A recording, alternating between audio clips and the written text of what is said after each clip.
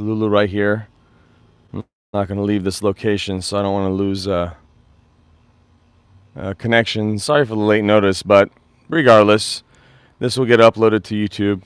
Hopefully, there won't be any hiccup, and you guys can watch later. Well, I don't want to do a long video because it's getting a little bit darker right now.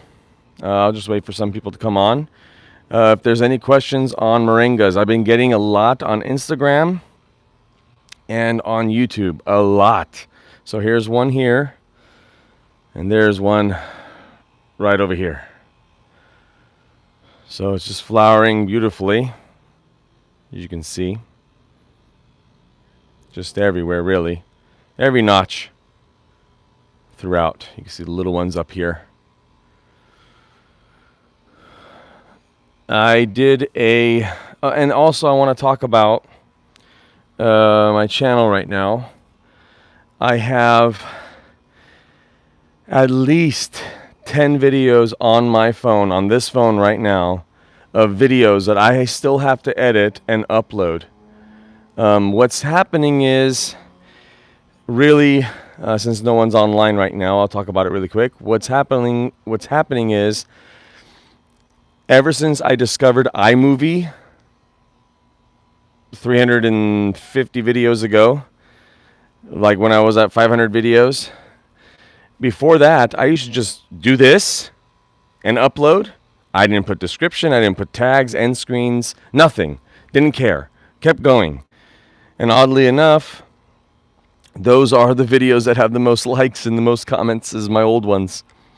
But regardless, so what's happening is I'm trying to get a little more professional. I am watching my edits because I don't want to burn myself out. But regardless, the reason why it's taking longer is because I'm trying to do it just a little bit more professional instead of just uploading. And then, oh man, I should have fixed this. I should have fixed that. So I'd rather do that than just blindly upload. And because my newer videos don't get a lot of hate. My older ones do. Moses, you shake the camera too much. Moses, you did it at a bad angle. Moses, were you even paying attention? You're talking about the plant, but the camera's facing this way. You know, you could say, oh, don't listen to them, but they're right. No one wants to watch this. No one wants to watch an angle like this and talking about the tree, which is up here. No one wants to watch something where I'm talking about this moringa, but I forgot that I had the camera facing this way. So 3 minutes in, no one's shut up yet. I'm going to keep going until I hit the 10-minute mark, and I'm just going to upload this. So I'm going to answer the questions I did get. So whoever's watching this after I did the live, here's Lulu. And here's the baby crib. Well, Sean's, not crib, but the travel one that I'm washing for the new baby. This is going to be the 3rd week of October here. Little girl. Okay, a question I get is how I'm getting explosive growth. Now, I do know, like, let's say in India, parts of Mexico, all of Phoenix pretty much, they grow like weeds. But anywhere else, but that's great. Awesome for you guys. Awesome.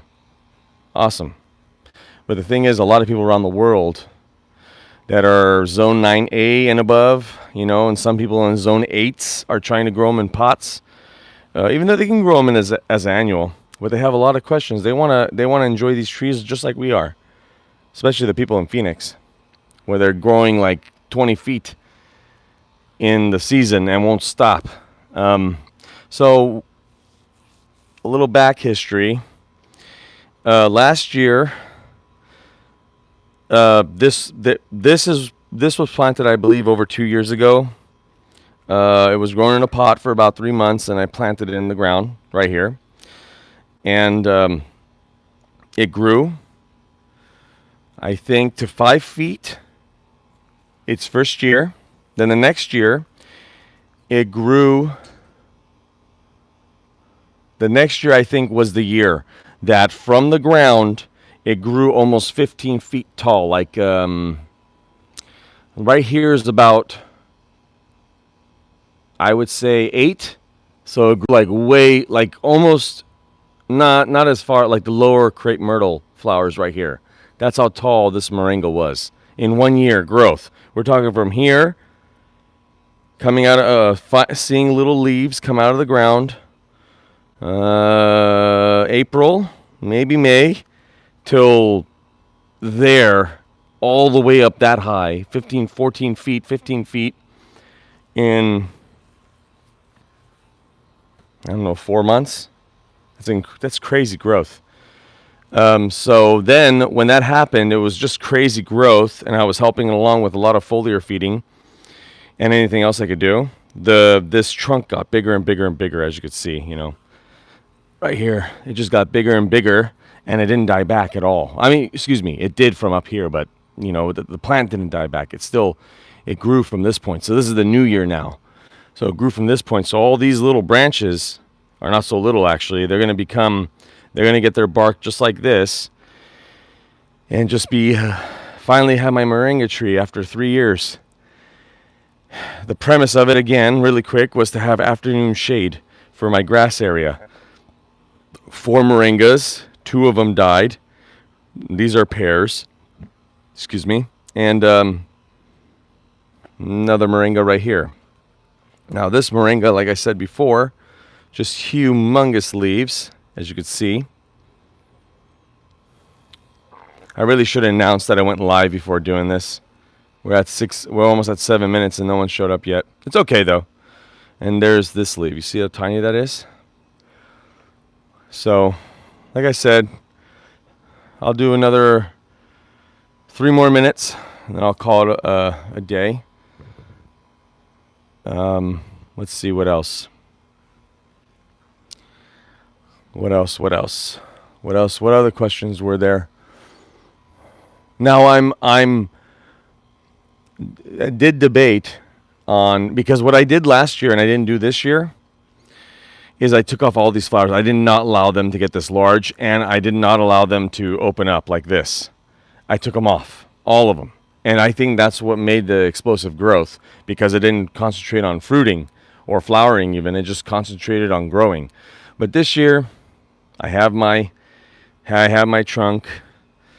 I have my good branches, because these are going to do really well. You see all the cherry tomatoes. It's hundreds. It's not just 100. It's probably 200, 250 cherry tomatoes on one plant, by the way. And that's because under this tree was a lot of seaweed. I put a lot of seaweed, and I didn't put it over here. And you can see the difference. But this is a year younger, but this is struggling. Like, it only has 2 branches. I don't know what happened to the rest of them. Other questions? Foliar feeding. I still do foliar feeding for this moringa. People are asking about fertilization. Let's see, what else? I've taken off a lot of branches recently that just aren't making it. Like, there was a weak one here, another weak one somewhere over here on this side, and here's another one that I'm kind of debating on. You see the leaf growth, and here's another weak one. But, it's trying to grow. I don't know what I'm going to do. It's not worth, breaking it off if it's trying to survive. And there's not a lot of growth on this side, as you can see. It's all over here, none over here. Or only one. Something else. I'm wondering if by the end of the season, this branch is going to engulf this branch cutting I did. Like, it's going to grow over that. Like, if that happens, that'll be amazing. And all this white that you're seeing is paint. I'm just making it a habit of doing half latex paint and half interior latex paint, and just painting anything that's where the sun is facing. So the sun faces this way, it hits the tree, but no sun hits this side. So I don't waste any paint or time on that side. So 40 more minutes. But yeah, let's see another angle while we're here. You can see from over this way. You can see the way up there. There's the cherimoya. All right, everybody. One of my videos, if you're still around, one of my videos is a garden tour. It's a pretty long one. It's I think over 12 minutes. If I edit, if I don't, it's like 16, 17 minutes. But I should edit because I was dropping my phone a lot and hanging it on my side. But I have a lot of videos to get through. All right, everybody. Happy gardening.